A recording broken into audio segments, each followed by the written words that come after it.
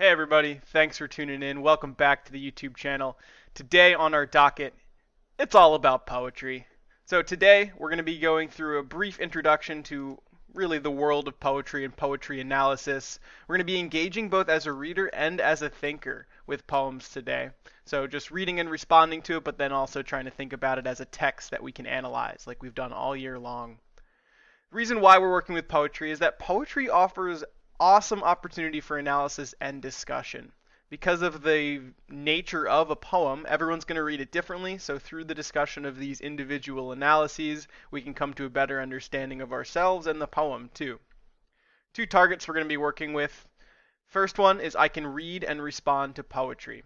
Second, I can analyze a poem, unpacking both language and purpose. This one is the harder target. This is more involved. We're going to be working towards this over the next few lessons, but today we're mainly going to be targeting this first one, reading and responding to poetry. Edgar Allan Poe is about to run into a tree. What do you yell at him? Boo! A tree! These notes that we're about to go through are actually linked in the Schoology assignment for today, so please feel free to pull those up as you begin to work on the actual activity once we get through this video.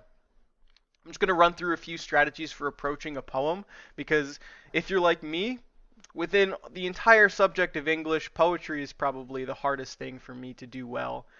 So I imagine that it might be the case for some of you also. So I'm going to go through a few strategies for how to read and analyze poetry, but again, these notes are linked in the Schoology assignment. First, please assume that it will be necessary to read a poem more than just one time. It's like a piece of music.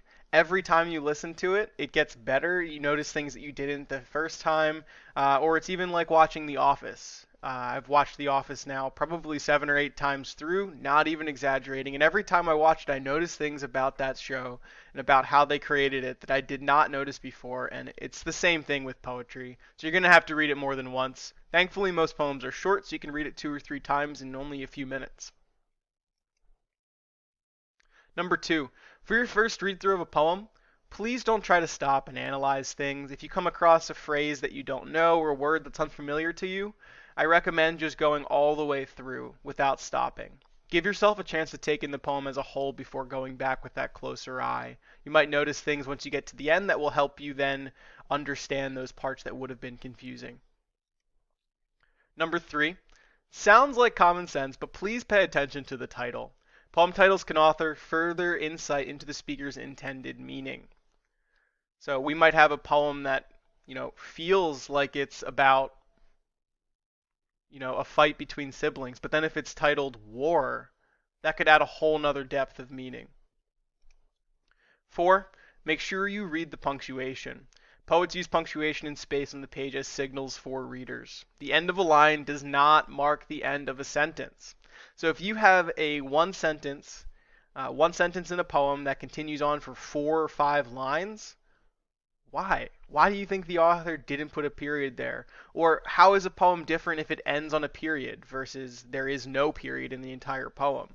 These things are significant. 5. Read the poem aloud. Oftentimes the sound of a poem influences the meaning. So if a poem sounds really choppy when you're reading it, the poet chose words to create that effect, and it often gives you clues to what that poem might be trying to suggest in terms of meaning. And lastly, this is more of just a general suggestion. Do not expect to produce a definitive reading. When I was in high school in English class, I never really liked going through poetry because my teacher would always say, find the deeper meaning. And then I would find some deeper meaning, and he would say, no, not that meaning. When really, your reading and analysis is meant to explore a poem rather than define it. You are all very different people, so when I read a poem and what I think about it is going to be vastly different from what you think about it, and that's okay.